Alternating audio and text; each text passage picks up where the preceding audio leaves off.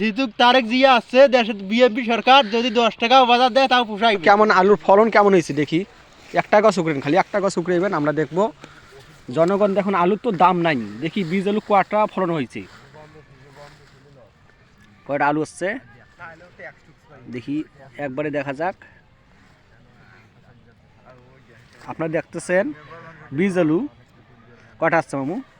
1 2 3 4 5 6 7টা আছে। আলহামদুলিল্লাহ, একটা গাছে 7টা আলু। যদি ওইবার যদি আলুর দাম হইল হয়, একটা করে আলুওয়ালা একবারে বড় লোক হইলে।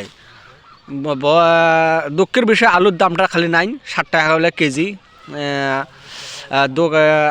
আলুওয়ালা যে কি করবে ভাবেই পাবা নাচ্ছে না। আলু টিকেট দিয়ে থাকবে, আলু টিকেট দিয়ে থাকবে, টিকিট দিয়ে থাকবে। হ্যাঁ।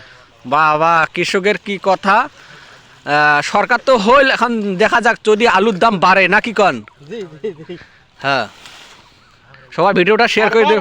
100 টাকা বীজ আলুর কেজি কিনে নিয়ে 10 টাকা করে বেচাছি, আর এবার মনে করেন কিনছি মনে করেন 35 টাকা করে কেজি।